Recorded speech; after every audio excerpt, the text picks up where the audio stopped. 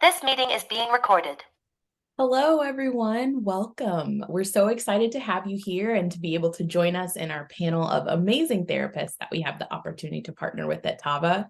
Just some quick introductions. My name is Alicia Trout. I'm a licensed marriage and family therapist, and I'm our clinical director here at TAVA. I'm also being joined by Natalia, who is our clinical manager here at TAVA as well. She'll be providing some support. But let's please go ahead and kick things off. And we'll have you introduced to our therapist panel, our amazing providers that are going to be working with us today.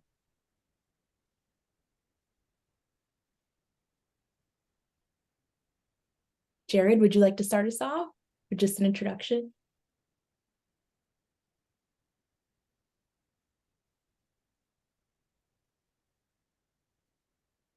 All right. How about Sarah? Would you be able to kick us off? Yes. I'm a licensed clinical social worker, licensed in North Dakota, Minnesota, Tennessee, and Florida. Some random states, but it's kind of where I started and where I've moved during my career. I've worked with children. I really have made a change in the last couple of years working with adults. I specialize a lot of life changes, parenting support. Sometimes that can be a huge thing that I've done with schools throughout my career. I work a lot with the LGBTQ population. School that I worked in for about 5 years, that's what they were known for, in a very supportive community. So I have some specialties, but I also enjoy working with anxiety, ADHD, depression, anger management. That I also don't, have just one area of expertise. I like to kind of work with more general issues too, and life changes, retirement, adjustment to college. So work with maybe young adults to elderly population, I'd say, is the majority of the clients I work with.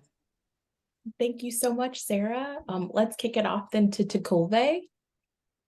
I'm Jacoby Jackson Van. I'm a licensed marriage and family therapist. I am licensed in Utah, Nevada, Colorado, Michigan, Georgia, and Florida.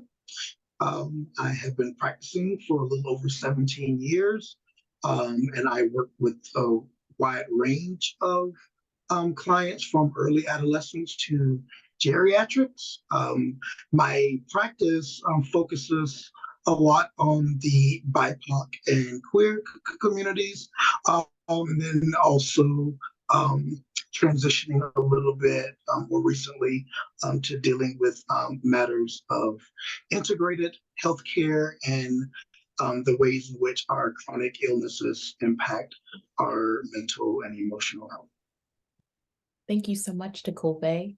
And Kianda, if you could tell us a little bit about yourself.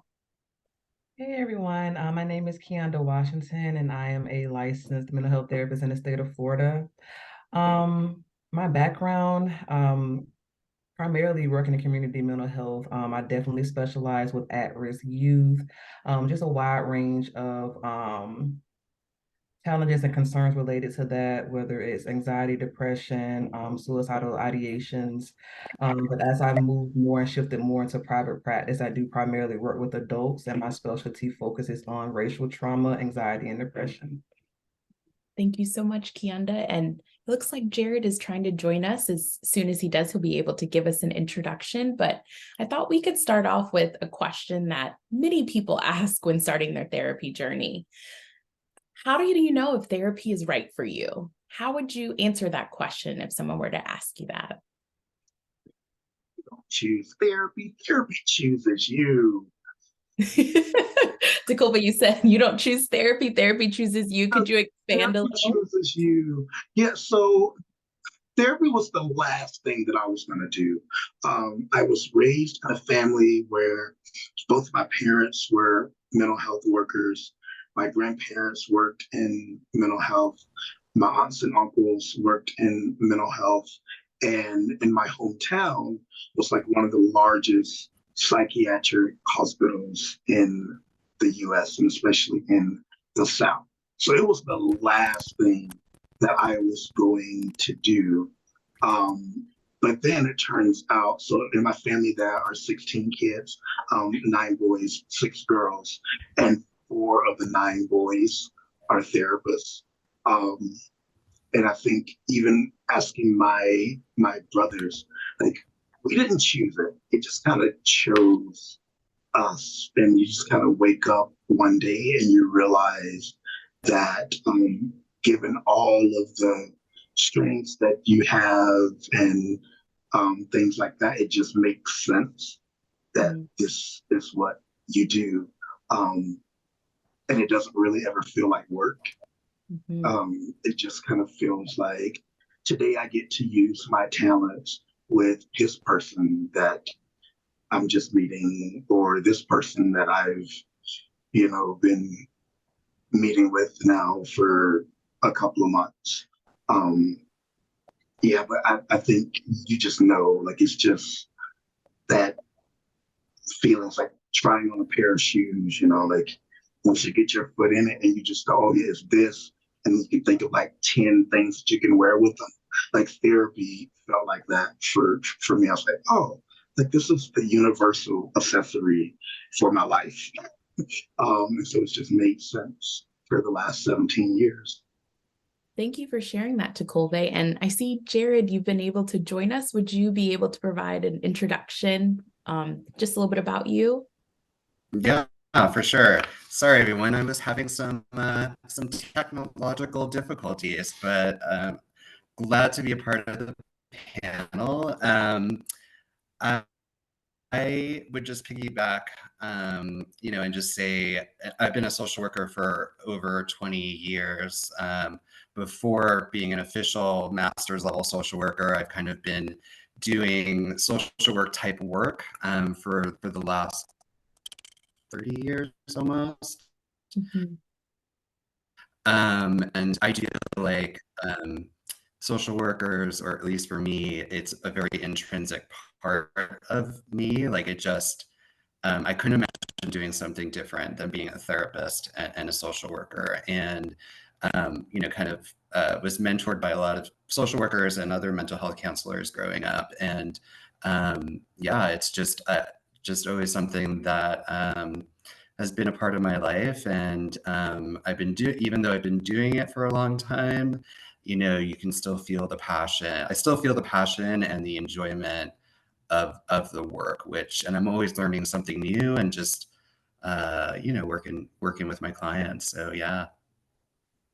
Thank you so much, Jared. And Sarah or Kanda, what would you say to an individual who's considering therapy? How do they know if it's right for them?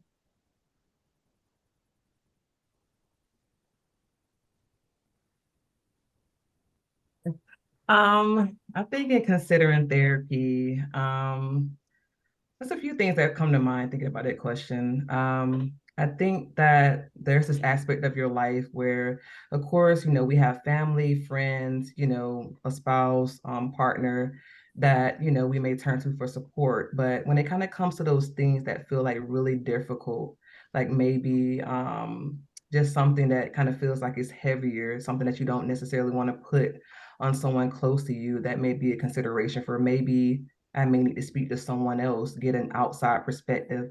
Because as we all know, sometimes when we're very close to a situation, it can be difficult to kind of see things through a fresh lens. So, and kind of considering, what additional things could I do? How could I cope in a way that I may have been struggling with? Maybe a consideration of, maybe it's time to reach out to a therapist and see if this is a good path for me. Thank you for that. And Sarah, did you have anything you wanted to add?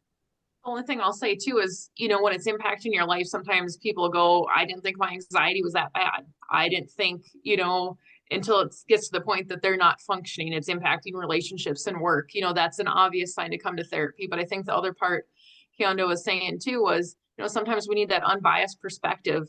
Our family, our friends are going to be our biggest cheerleaders in our corner. So sometimes that person that can be that outside party giving us a different perspective can be very helpful. So really just having, again, that third party, it sounds like having an objective perspective for really any challenge at life. It sounds like it doesn't have to be something specific, just anything we're experiencing in that moment. Great points. Just as a reminder as well, some people ask, how do I get started with therapy specifically at Tava? And so we will have a video clip that's posted in the chat just on how you can go through our sign up flow, but it's a very quick process where you're able to log in at tavahealth.com. Very quick assessment process, and then you're able to actually get matched with a provider based on your preferences.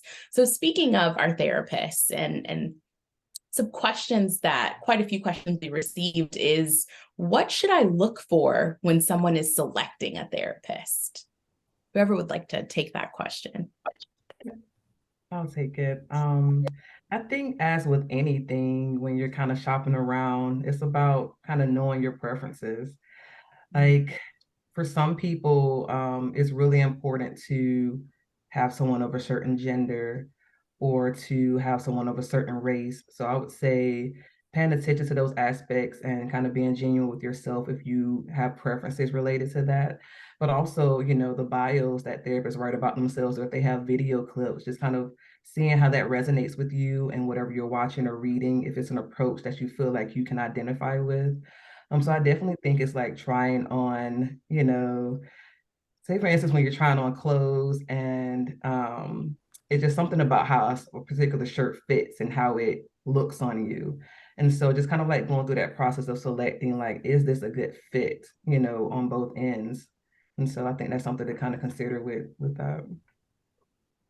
Those are great points. So it has to be kind of that right. It sounds like an innate kind of organic fit. Another question that we received from someone is concerns potentially about being judged by their therapist due to either their life challenges or a life situation or their beliefs. What would you say to that person that has that challenge? If you're sitting with a therapist and you're feeling judged, you're sitting with the wrong therapist. Like that's like a really good indication that like this is not a good fit. Yeah. That's a really good point. And so what do I do then if I'm sitting with a therapist and they're not the right fit? Because it can definitely be a nerve-wracking experience to just say, I don't want to upset this person or tell them maybe they aren't doing the best job. How can I communicate that and advocate for myself? I love to have a client say, I appreciate my time with you today, but I think I'd like to kind of meet with some more therapists to see if there could be a better fit. Because you won't always get it right the first time. And I think it's a very empowering moment for a person to be able to say, although I gained some benefit from meeting with you today, this isn't something that I want to continue long term. And that's really like not only a gift for the person, but it's a gift for the therapist.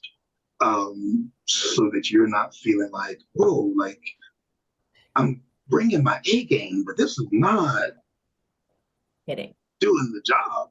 And it just could be just like, a bad fit. Like something like for my personal therapist, I know that like I don't work well with male therapists. And I tend to work really well with Black female therapists. I don't feel judged. I don't feel like I have to filter, either my language or my experience or whatever. And I feel like my Black female therapist can just like go auntie or mama or grandma on me and be like, now you know better. Like, come on. And I'm not going to feel judged. I'm not going to feel, some kind of way about it. But if like a male tried that, like we would have some words, and I'd be like, well, I got the same training that you have. So how you going to try to tell me that? And so like, I just know that that is the demographic that works the best for me. So, Sarah, you have I would, yeah. yeah. Um, I think it's important for folks to know that it's okay to fire a therapist. You know, you can let a therapist know that I'm sorry, like, you know, and it is a hard thing to do, especially, you know, a therapist is kind of in this role, a very unique role or, you know, position of power, you know, in terms of kind of a, for, providing a space where someone can kind of provide that kind of feedback. But it is okay to let a therapist know that this doesn't feel like a good fit. And I try and let folks know in the beginning, especially like after a first session, like how reviewing, like, how did you feel about our first session? Is this something that you feel, you know, you want to explore more, that this feels good enough in terms of kind of seeing how where things go?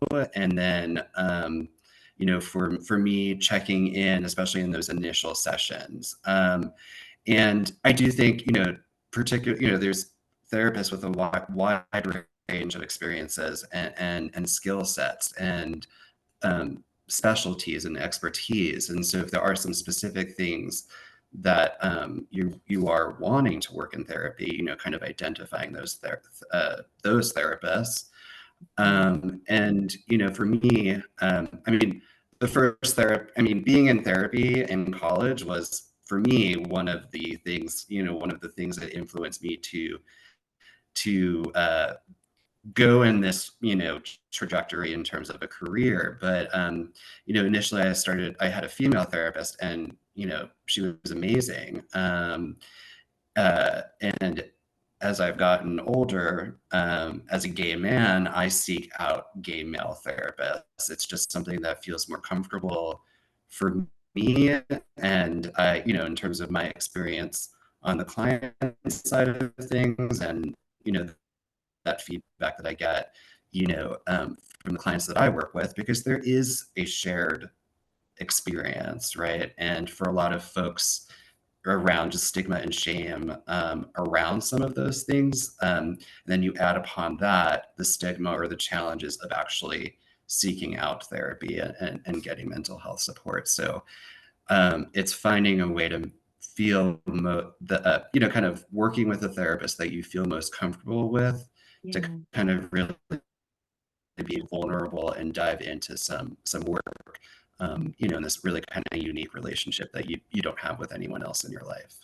That's such a great point that I'm hearing from both of you about, one, that therapists go to therapy as well, and that we have therapists that we rely on for support. Also, I'm hearing from you, Jared, too, about therapists creating space for clients to check in and say, is this working? So, because we want to know too, right? Like we want to have the best support for that client and figure out what's the best path for them. So I love hearing that, and that we're able to share that with you all today. Just a reminder that we do have the Q&A, so please feel free to pop questions in there. And we have a live question coming at us right now. How can people best prepare for that first therapy session? Any kind of tips you all have for that? I would say you know, it can be nerve-wracking. So I think, you know, just even thinking about, it's going to maybe be some tough stuff. We're going to talk about your background, you know, or what's bothering you to bring you to therapy. You know, maybe there was, you know, we're really struggling at work. And if I don't, this could be the end of my career. You know, like thinking about it's going to be tough. Making sure you're in a good space. You know, if you decide to go sit in your car because you scheduled it during your work break, are you going to be distracted? Or are people going to see you? You know, I am all for that. You know, if you're going, that's my time and I'm going to take it. I've told people, you know, hey, next session, you're very worried about who's coming in and out. Park somewhere where people don't know you or recognize you, so you have that safe spot. So you feel you can be open. So I think just being mindful about where you're going to be at, what's scheduled for the day. You know, if you're seeing me first thing in the morning and we're talking about a lot of stuff, are you going to be ready to go out to work? Those are two great points, Sarah, about space and about timing. Specifically, if someone has a lot to talk about in that first session, their first time coming to therapy, you know, there's so many things, like I really want to cover all of this. How do you prioritize? How do you know this is what I need to focus on and share? Or does my therapist help me to decide? What does that look like? You know, one of the things that I found that is really, really helpful for both client and therapist. Like if you know that in that first session you need to unload. I have had clients send me an email before the session with all the background stuff that I would typically ask in a first session, because you're doing a assessment. So they will send me all of that background so I can read it before, so that we don't have to spend that time like with me asking a lot of background questions. And so then when we do meet, we can just like jump in and I can ask like, okay, so of all the things that you shared in your email, like what are the like top 3 things that you really want to talk about today? And keep in mind, we have about 55 minutes, so let's make sure that we get to the things that are on your I really got to get this off my chest today list. And that has been really, really helpful. And especially if like it's something that's long term. So you've been talking about it to yourself for a long, long time. And maybe like the thought of now having to retell the story once again to someone else could feel like a waste of time. So you can send it in an email so that you don't spend your time rehashing a story that you've probably told like hundreds of times. That's a great point. Kianda, you wanted to add too, I see. Yeah, I was gonna say something that I've excuse me, something that I've noticed is pretty common with the clientele that I work with is that, they'll come in feeling as though they've just kind of word vomited. It's like, oh, I spent all this time talking about this and you didn't ask the questions or do the thing. But for me, I'm pretty good at kind of organizing that. I find that when a story is coming out, it's hitting on a lot of the elements that we typically would ask anyway in an assessment. And so, even though for the client, it may appear that they're kind of jumping all over the place, I give them that space to be able to kind of get out what they need, because sometimes, even though there's a technical format and a formalness to the assessment initially, sometimes that initial assessment is having a space to be able to speak. So the technical assessment may take a back door, but it's just the beginning process of kind of the getting to know the client and the client getting to know me. So I just kind of take those bits and pieces. Like if you're talking about like, oh, I'm having trouble sleeping and this is what happened. I got in an argument with X, Y, and Z. And now you're talking about something that happened, with a friend or your mom. Now that's giving me social context on background with family. So I don't think that that an assessment has to be like an ABC order. It's like you can jump however, and I'll get the pieces as they're coming out. So what you're saying is just unload and that's okay, because that's what this space is for. And I got you and I can carry you as I need to. Yeah, I think that, as time develops, kind of bringing things in and into a format, especially if the client kind of needs help with kind of organizing their thoughts, then we can organize that in time. But yes, with an initial session, if that's what you need initially, then that's definitely okay. So to kind of build off that, so we chose a therapist, we had our first session. How long does therapy take? That's a pretty common question that people have. How long does it take? It takes as long as it takes. Sometimes it's 3 sessions and you're ready to do it on your own. And sometimes it's, you're in this therapy for a year, year and a half, 2 years. I think a good measure is, and kind of what I tell my clients is, when you feel like you can do it without me, then we're good to send you out and let you live life, because that's really the goal. You come in and you're kind of shaky, and so we're going to be like a scaffolding for you, kind of let you get stable. But if the scaffolding stays, then we don't get to see like the beauty of the building. So at some point, we want to take the scaffolding away. So you let me know when you feel like the building is ready to be seen, and we can take it away. And so people tend to kind of connect with that. It's a great metaphor. Anyone else have feedback on this? I would add, you know, I usually, kind of going back to the previous question, right, is just kind of asking someone what was the catalyst or reason that, you know, made you reach out and schedule an appointment with a therapist, especially if you've never worked with a therapist before, right? Like, what is that about? And kind of, through that initial session and kind of explaining what that initial session looks like, but kind of honing in on like, what are your goals for therapy? Like, what are you trying to get out of therapy? What is important for you? And yeah, it can be, an indefinite, working with your, indefinite amount of time working with your therapist. But I think it's also good for the therapist and the client to check in and kind of seeing where things are at in the work that we are doing together. Do you feel like you have reached a point where your goals have been met? Or are there new goals and things that you want to work on?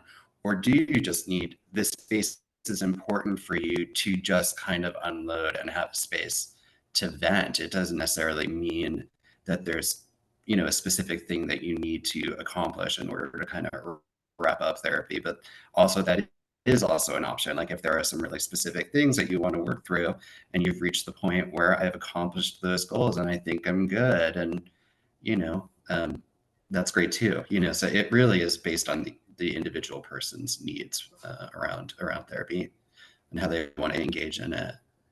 Yeah, Jared, you actually bring up a great point that I'm going to speak to a live question that we've received, and I'd love to hear your feedback. This person writes, I've always enjoyed my time with my therapist, felt comfortable with her, and felt like we clicked immediately.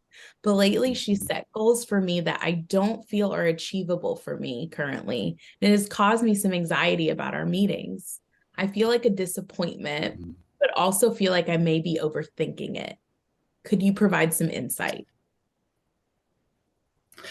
I don't think you're overthinking it. I do think that's an important question to ask yourself. And every therapist has their own style. I always say therapy is both an art and a science. So when you wear your science hat, a therapist might think of this in a certain way in terms of what a treatment modality that they're working with. But when I give assignment, I think so getting the information from the client in terms of what goals they have, right? And instead of me prescribing, obviously I'm going to provide reflection and feedback.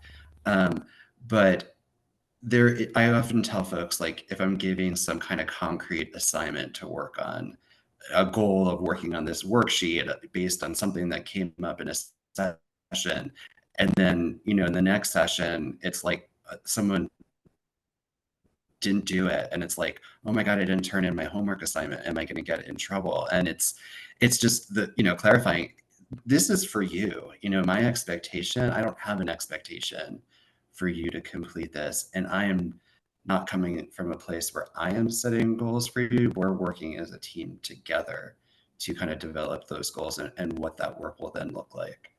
Mm-hmm. Thank you for adding that context, Jared. And Kendall, you see your hand as well. Yeah, I definitely wanted to add to that. As I was listening to what you were saying, Jared, it brought up a concrete example of a client that I've been working with almost a year now.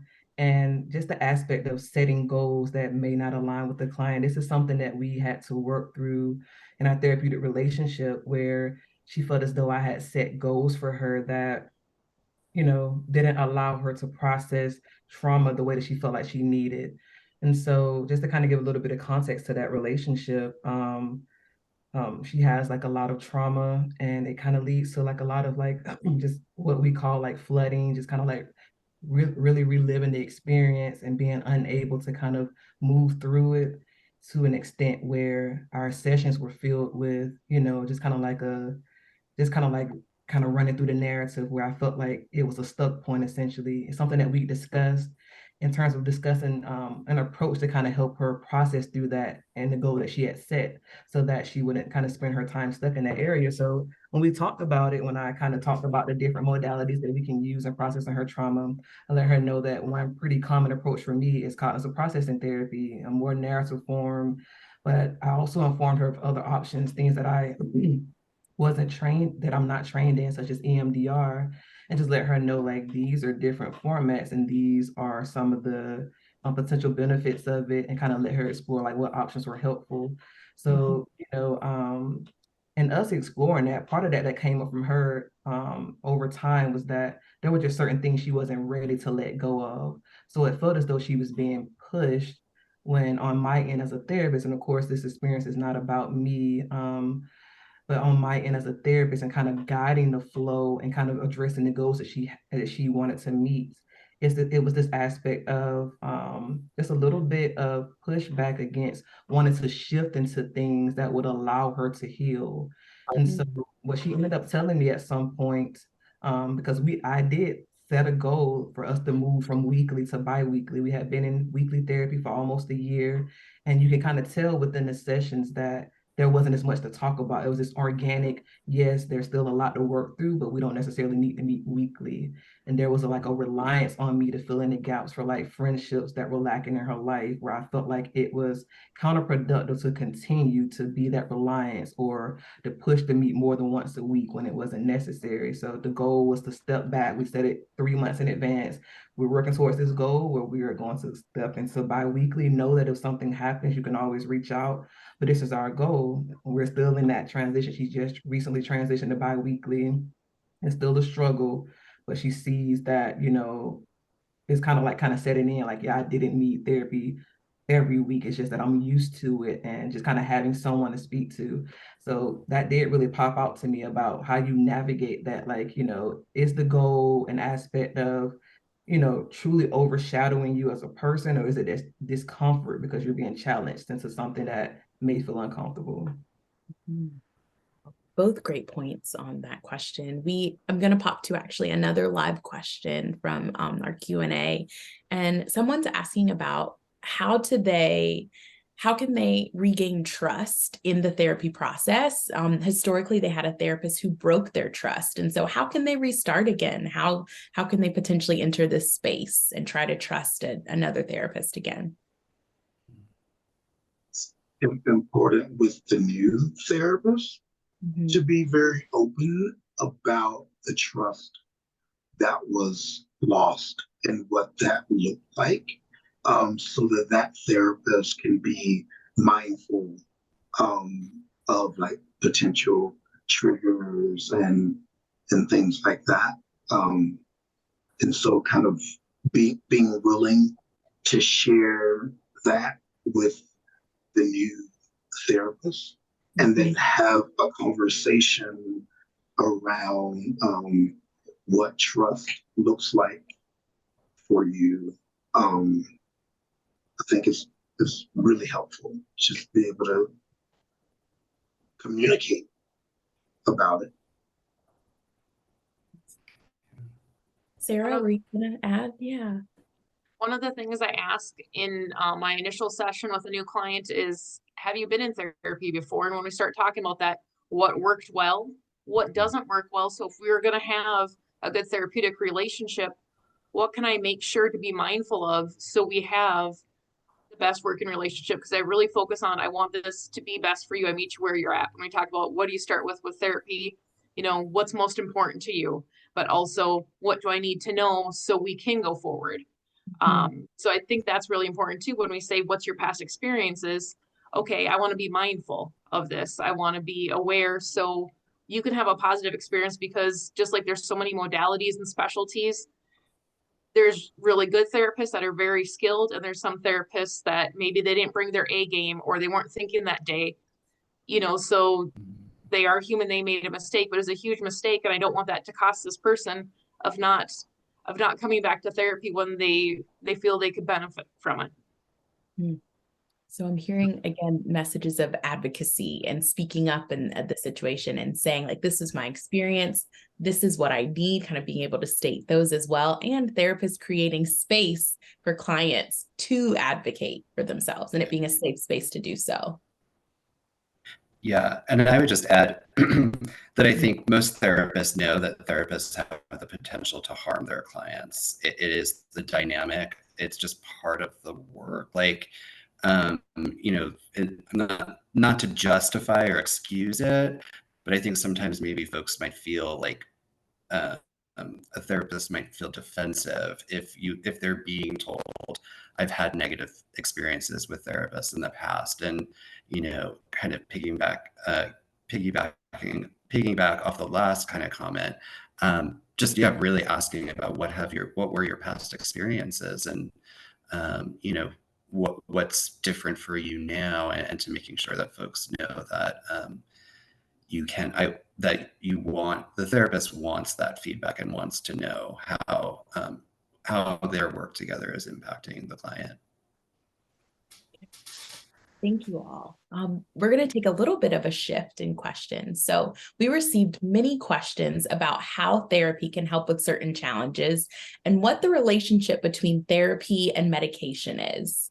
So specifically, the top ones that we heard about were anxiety, depression, and ADHD. So if anyone would just kind of like to speak to what is the relationship between therapy and medication when it comes to some of those top three things, challenges that people called out in their questions.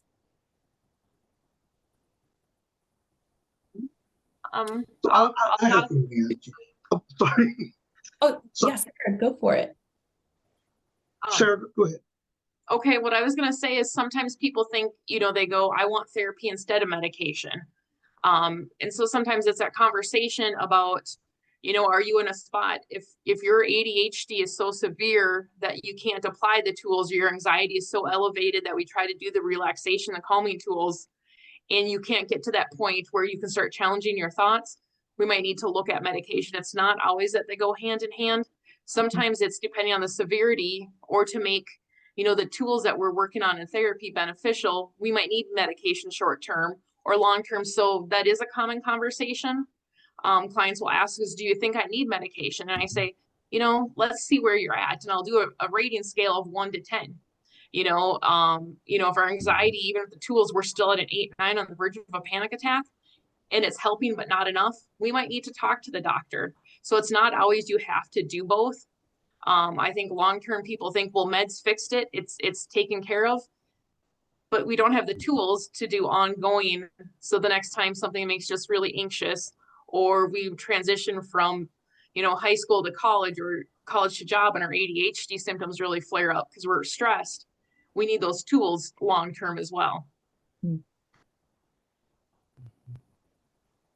So I warned my clients at the very first session, I am a narrative therapist, like through and through.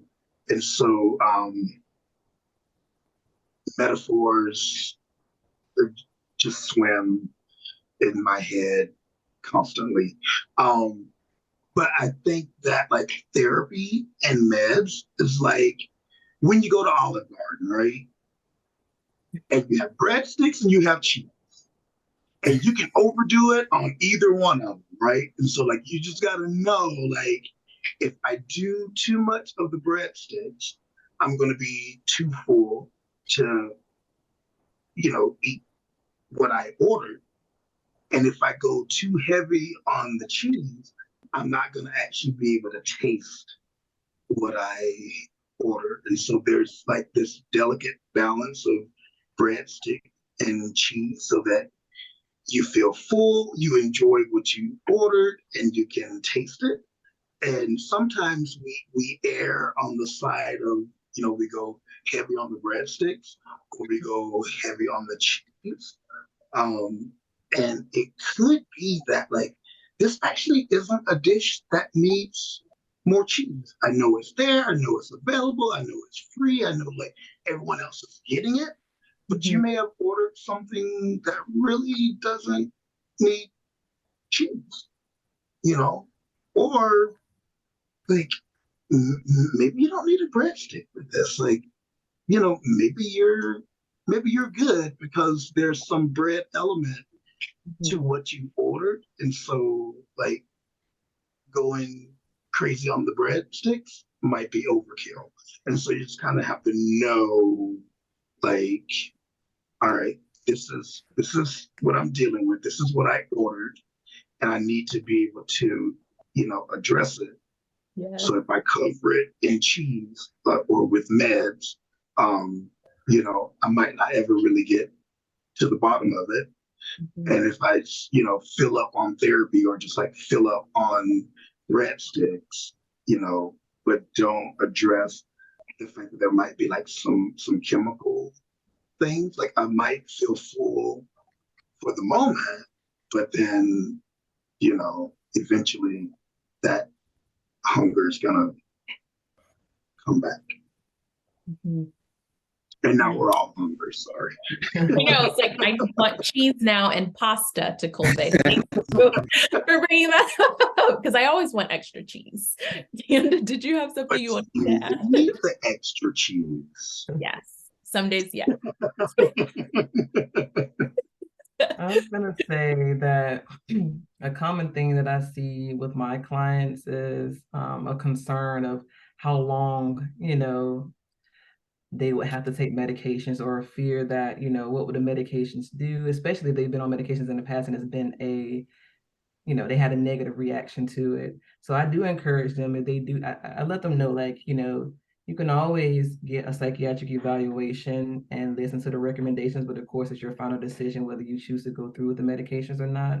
Right. It's the same thing that I think Sarah was speaking to, just about kind of exploring, like, we've done all the things, we kind of went through the tools, and if you're kind of still struggling with that, it's this aspect of exploring medications, knowing that there's never a permanence. Of course, I don't have a medical background at all, so I always say, definitely discuss this with your prescriber. But in terms of what I do talk about with the psychoeducation, it's, if you do decide to start taking medications, please keep a rapport with your prescriber in terms of, if you want to stop, never stop abruptly taking them. So at least go through that guidance, but know that you're not obligated to continue taking them. And so that you always have choice with that. So I've had a couple clients who were adamantly against it, and part of what my clients are typically drawn to me for is exploring those holistic and alternative approaches. And once we run through those things like massage, acupuncture, other things that add into their routine, and they still are at an extreme level of anxiety or depression, we walk through this aspect of them working up the courage to even have the evaluation and try the medications. So.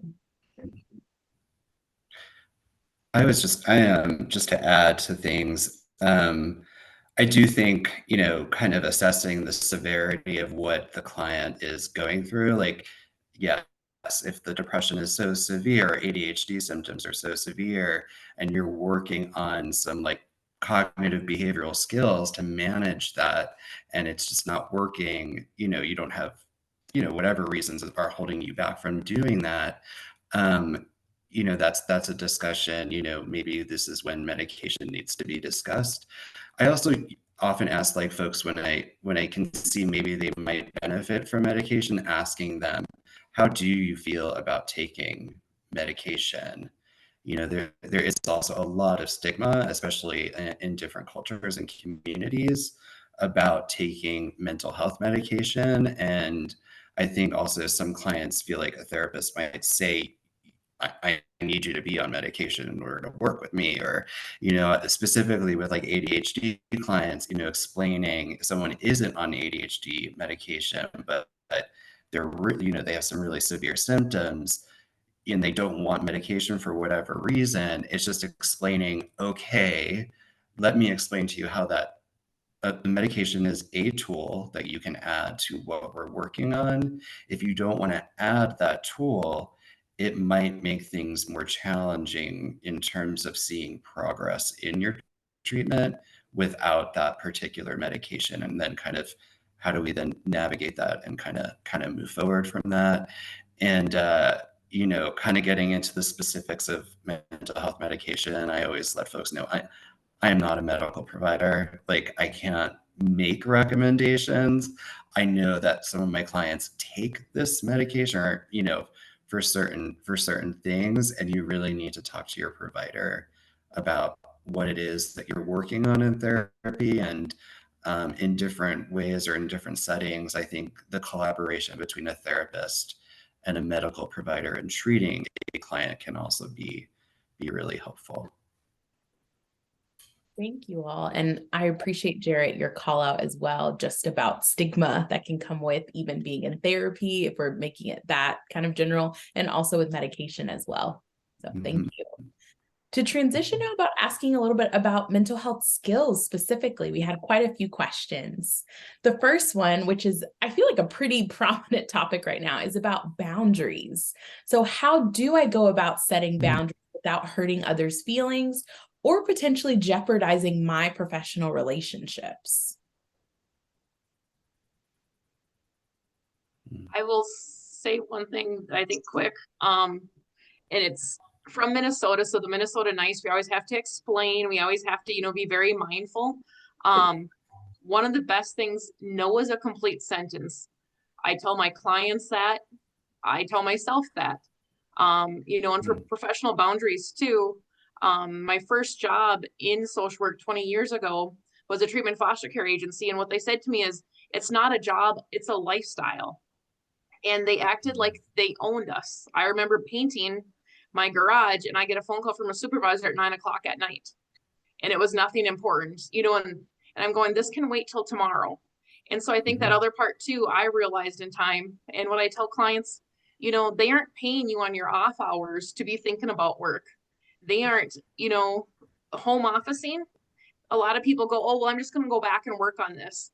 You've got to set those boundaries, because in time, you're gonna, your job is only one part of you're a parent, you're a sibling, you're all these other things of your identity. You're more than just your work. And so that boundary is really important. Great point.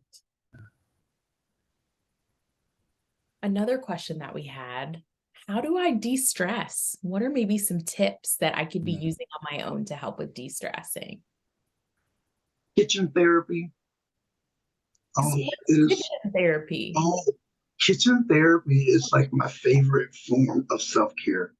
Like after a really difficult session or like a really difficult week, I will just pick a recipe and just go at it. Just go, oh my gosh, I'm gonna try this. In fact, yesterday was one of those days, I had sessions that started really early and it went, late into the evening. And I decided, I'm gonna make soup. It was kind of dreary outside. And so after my sessions, I put on Christmas music, yes, in November, because Christmas starts November 1st. I put on Christmas music and I made soup from scratch. And it was a great way to de-stress, to feel creative, to feel like there was a part of me that wasn't about holding space for someone else, but it was just about being able to tap into my own sense of creativity. And then it was time, because my family knows that if I'm in the kitchen and you hear one of two kinds of music, don't come in my kitchen. If you hear Christmas music or you hear gospel music and I'm cooking, stay out of my kitchen. And so when they heard gospel Christmas, they knew, okay, double stay out. He is doing therapy in there. Let him do his thing, but kitchen therapy is great, whether it's cookies or, bread. You can beat up the bread. You're actually supposed to beat up the bread. And then you can always gift it, which often feels good, when you do something nice for someone else as well, so you don't have to eat what you create in kitchen therapy. I love that, Takeove, though, that you're focusing on. It sounds like to help de-stress, it's tuning into things that bring me joy and being present when I'm doing those. And also, it sounds like you've set a boundary with your family, to call out the other question, that they know that music means take a step back. So again, setting boundaries in that way as well, to be able to take care of ourselves. Oh, we have another live question that just came in. What if we know something is not right in ourselves? So we know we have basically lost control of our life and things are spiraling, but we don't really know why or what the cause is. How can we discuss this? Go to therapy. But how would we discuss that? Like, if I'm a client and wondering, how can I discuss that in therapy? How would I bring that up? Jared, please. Yes. I've done a lot of work in mental health and addiction, co-occurring mental health and addiction. And there's a lot of guilt and shame around people with experiences with addiction, right? And it is important for someone to recover. One of the important parts of recovering from addiction is to dive into the root causes that influence, or that's a symptom of something that is um, that you're responding to, right? And so, and it's kind of exploring why are you engaging in harmful behaviors, like separating the person from the behavior. You're not a bad person. Maybe you're not doing healthy things, right? Or you're participating in an unhealthy way, or, and I think kind of deconstructing that and pulling that apart and kind of um, uh, bringing that all together so that you really identify ways to kind of stop the spiral, right? Or pause the spiral and kind of work through that.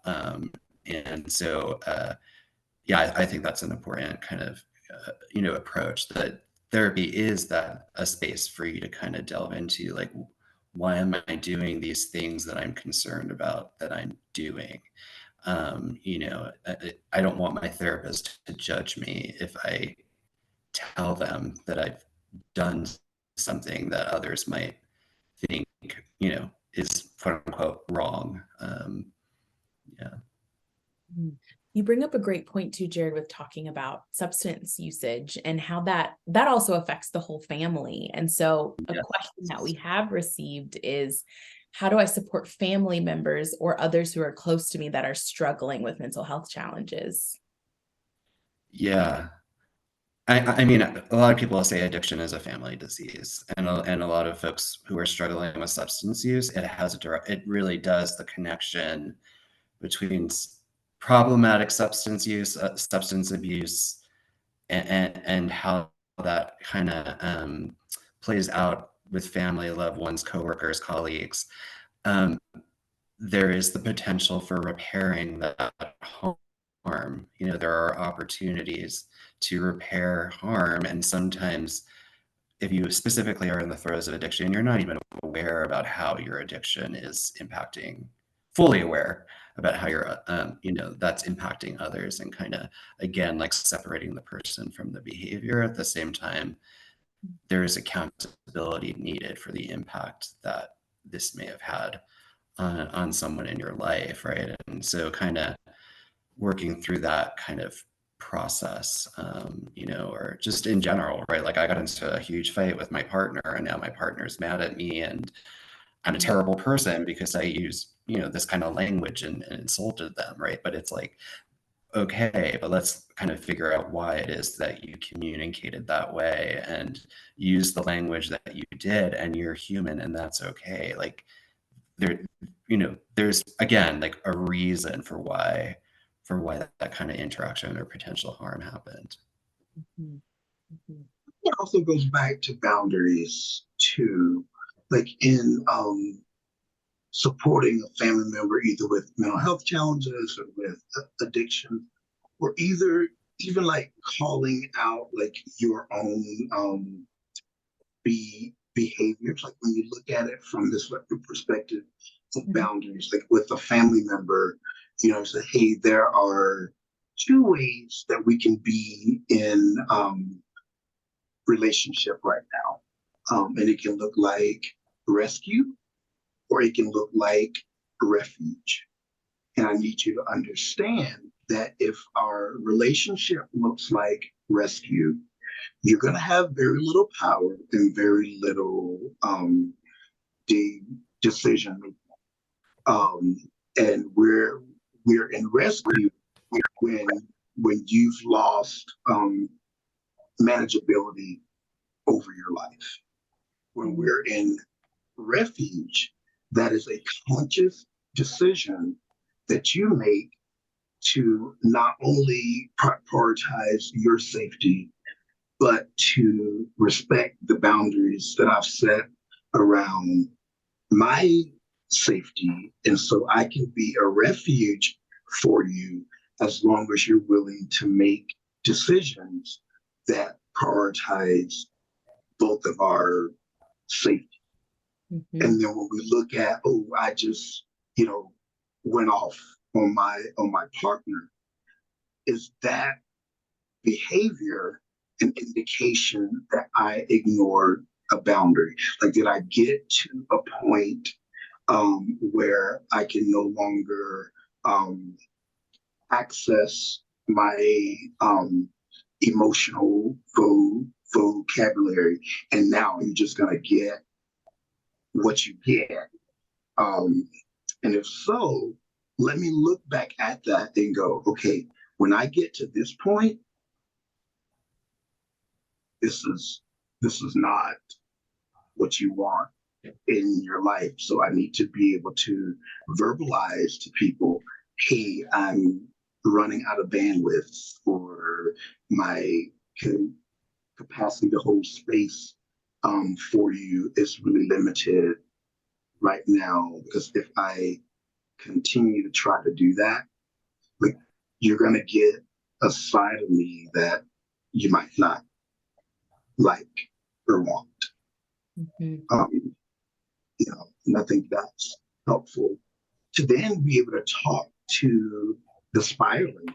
Like, what is the spiraling telling me about how I'm honoring boundaries in my life?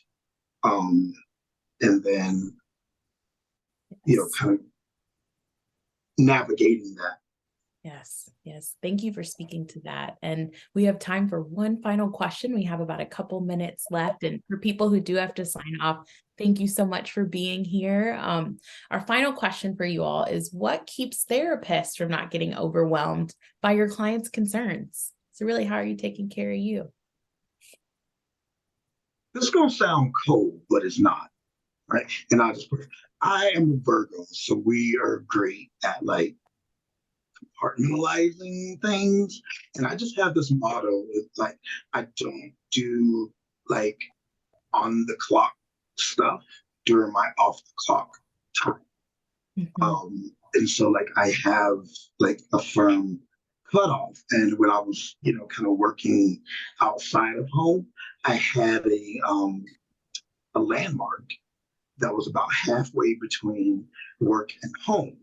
And so leaving home in the morning, home could call me until I got to that landmark. And then I'm in work mode.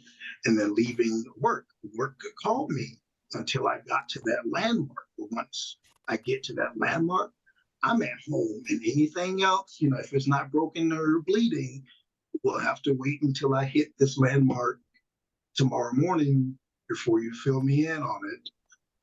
And just being able to have that place where I can turn off the therapist.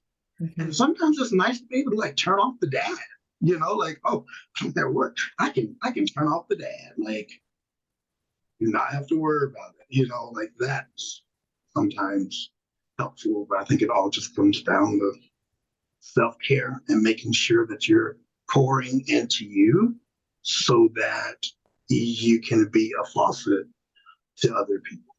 Yes. Anyone else with feedback on how they take care of themselves and don't get overwhelmed? I'll just say quick nature and I would just time say with that family. Or go ahead, Jared. You said nature and family. Jared, you were going to add too.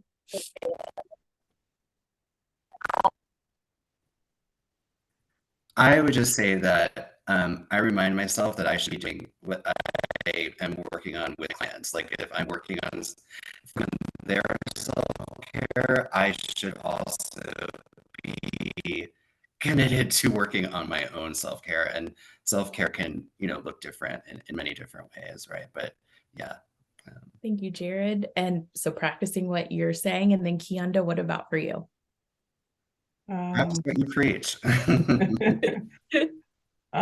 Taking care of myself. I guess part of that is just the aspect of, and I can't recall like where I learned this along the way, but it's really stuck with me about just not working harder than my clients, because I think that's a quick way to kind of lead to burnout. So I'll just add that quickly. Thank you. Well, thank you to everyone who joined us today. Thank you so much to our panel for being here. And thank you all of our TAVA team members who also helped to make this happen. We hope that you enjoy the rest of your day. Bye.